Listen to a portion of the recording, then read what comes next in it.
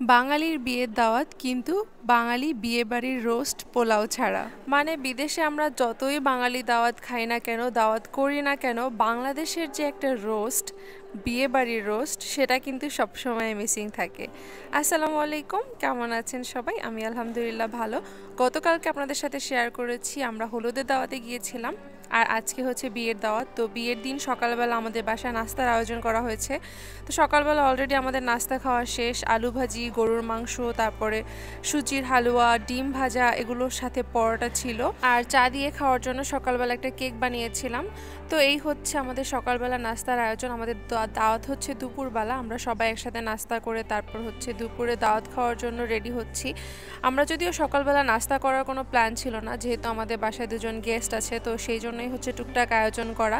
তা না হলে সকালবেলা রেডি হতে হতেই দেখা যায় দুপুর হয়ে যায়। তো বাসায় এদিকে সবাই রেডি হচ্ছে। এই হচ্ছে আলিজা আর ওর বান্ধবী, ওরাও রেডি হচ্ছে। আমরা সবাই একসাথে রেডি হয়ে রওনা করে দিয়েছি। আমাদের দাওয়াত হচ্ছে দুপুর 1টার সময়, বাট আমাদের বাসা থেকে বের হতে হতেই হচ্ছে 1টা বেজে গেছে। যাই হোক, ব্যাপার না, সামান্য একটু লেট হবে। আর কিছু করার নেই, আসলে ছোট বেবি থাকে, তো ওকে নিয়ে হচ্ছে একটু সবসময় টাইম মতো রেডি হওয়াটা টাফ। আর যেহেতু সকালবেলা বাসায় নাস্তা করেছি, যাই হোক, আমরা আসার পরে ভাবছি যে আমরা লেট হয়ে গেছি, বাট একদমই না। এখনো পর্যন্ত কনের এন্ট্রি হয়নি।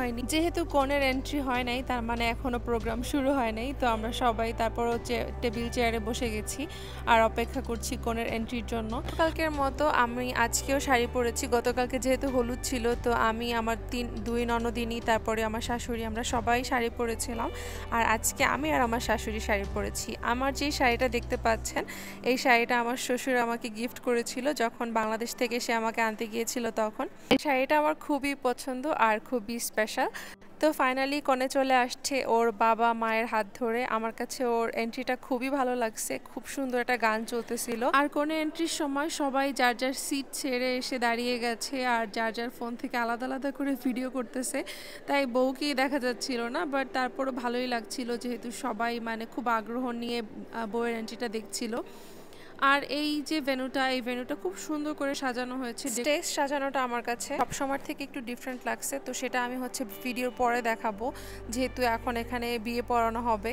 তো এরকম একটা মাঝখানে ফুলের ব্যারিয়ার দিয়ে একপাশে বর একপাশে বউকে বসানো হয়েছে। বিয়ে পড়ানোর পরে হচ্ছে ওরা একে অন্যের মুখ দেখবে, যদিও ওরা আগে দেখেছে একে অন্যকে, বাট তারপরও এটা একটা ফর্মালিটিস আর কি। যাই হোক, এইখানে একটা কার্ডে লেখা আছে যে ওরা যত টাকা এখানে গিফট পাবে, তো সব কিছু ওরা হচ্ছে প্যালেস্টাইনের জন্য দান করে দেবে। এই ব্যাপারটা আমার কাছে খুব ইউনিক আর ভালো লাগছে। আমরা এখন সবাই খাবার টেবিলে বসে পড়েছি, কারণ একদিকে বিয়ে পড়ানো হচ্ছে আর বিয়ে পড়ানোর পরে সবাইকে খাবার দিয়ে দেওয়া হবে। তো আমাদের খাবার কিন্তু অলরেডি চলে আসছে, স্টার্টার দিয়ে শুরু হয়েছে। তো সবাই আমরা খাওয়া শুরু করেছি। খাওয়া দাওয়া করতে করতে এদিকে কিন্তু বর বউয়ের বিয়ের পরে যে ফটোশ্যুট, সেগুলো শুরু হয়ে গেছে। এদিকে খেতে খেতে আমার মেয়ে একটু ঘুমানোর জন্য কান্নাকাটি করছিল, তো ওকে একটু ঘুম পাড়িয়ে নিয়েছি। তো চলেন আপনাদেরকে বর বউয়ের ফটোশ্যুটিং, কেক কাটিং, টুকটাক এগুলো দেখাতে দেখাতে আমি এক্সপ্লেন করি, যেটা আমি ভিডিও শুরুতেই বলেছিলাম যে রোস্টের কথা। এত মজার মজার খাবার থাকতেও মনে হতে পারে আমি কমপ্লেন করেছি, বাট একদমই না। ম্যানচেস্টারের যে কোনো সেন্টার হায়ার করলে সেখানে পাকিস্তানি বা ইন্ডিয়ান টাইপের খাবার থাকে, তো সেই কারণে দেখা যায় যে বাঙালি যে স্বাদটা শুধুমাত্র সেটা পাওয়া যায় না। তবে সবগুলো খাবারই অনেক মজা ছিল আর অনেক মজার মজার আয়োজন ছিল। আমরা সবাই খুব মজা করে খেয়েছি।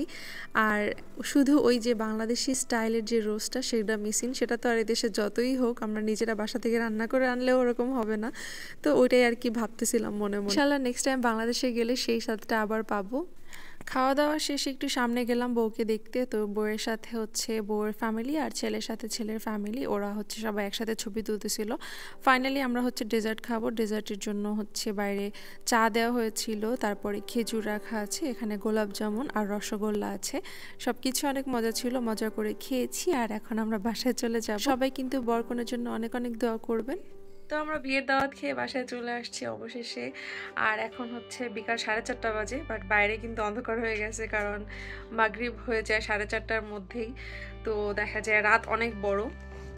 আর বাসায় আসার পরে মানে ঘরের অবস্থা তো খুবই খারাপ। কোথাও একটা গেলে তো জানেনই, মানে একটা দাওয়াত থাকলে ঘরের সবাই যখন যাওয়া হয়, তখন মানে কোথায় কি তাড়াহুড়ো করে রেডি হতে হতে কিন্তু সব জায়গায় কিন্তু এলোমেলো হয়ে যায় একটু একটু হলেও। তো ঠিক এরকমই অবস্থা এখন ঘরে। তো এখন পুরো বাসাটা একটু পরিষ্কার করে নিই, আগে সব গুছগাছ করে নিই, তা না হলে তো মানে রেস্ট নিতেও ভালো লাগে না। দেখা যায় যে শরীর টায়ার্ড লাগলেও মনে হয় যে না গুছ করে নেই, তাহলে রেস্ট নিতেও ভালো লাগে। তো এখন সেগুলো সব গুছ করব, তারপরে দেখি কি করি। তো ঘর গুছ করে ফেলছি, প্রায় 2 ঘন্টার মতো সময় লাগছে সবকিছু পরিষ্কার করতে। পুরো ঘরও ক্লিন করে ফেলছি, কারণ আমরা হচ্ছে স্টোনে শাড়ি কাপড় পরেছি আর সারা ঘরে সেই স্টোনগুলো পড়ছে। আর যেহেতু আমাদের কার্পেটের ঘর, তো যদি দেখা যায় স্টোনগুলো মানে এরকম পায়ে লাগতে থাকে তাহলে কিন্তু অনেক খারাপ লাগে। তো সারা ঘরে হচ্ছে হুবার করেও ফেলছি। এখন কি মা, হ্যাঁ তো এখন হচ্ছে ভাবছি একটু ভর্তা বানাবো।